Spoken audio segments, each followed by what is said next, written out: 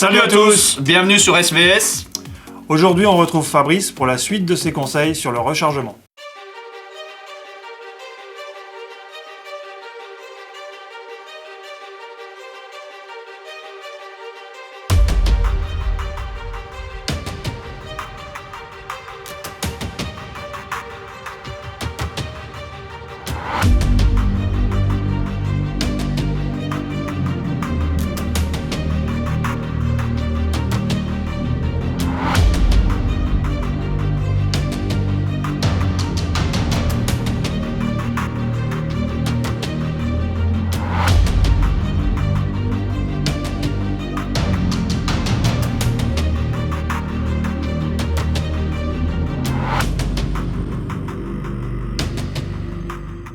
Après avoir déterminé le pas de son canon et avoir choisi le poids de ses balles, qu'est-ce qu'on fait? Est-ce qu'on peut recharger tout de suite ou est-ce qu'il y a autre chose à faire avant? Non, il y a d'autres précautions à prendre. Tout d'abord, on a choisi le poids de sa balle.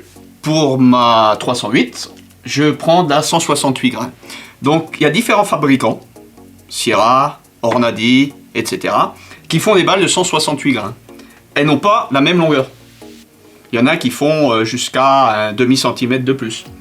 Maintenant, ce qu'il faut déterminer, c'est la longueur maximum de sa cartouche. Est-ce que ça a vraiment d'importance? Oui, parce que la balle, lorsqu'elle sera...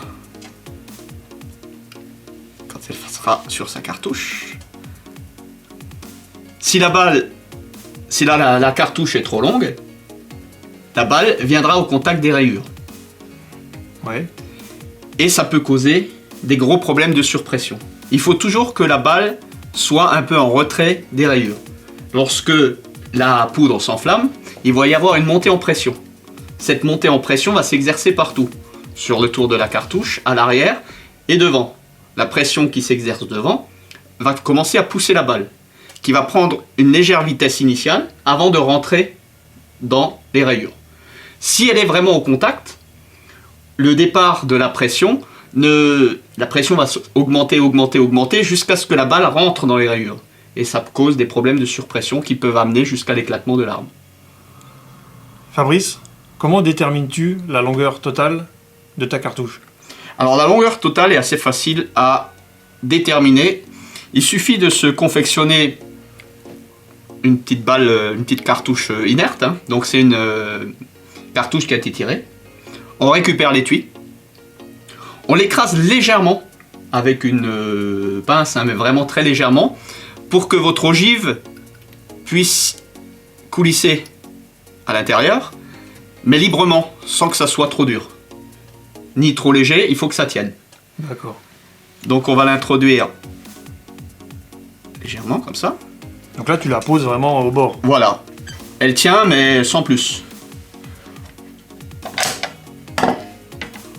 On va la mettre dans sa carabine. Et fermer le verrou. Doucement. La balle va venir au contact de la rayure.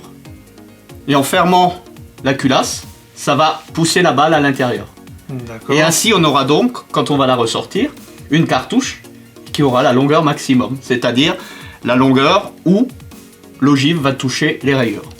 Donc on referme sans trop forcer. Voilà, on laisse un petit moment et on sort doucement sa cartouche.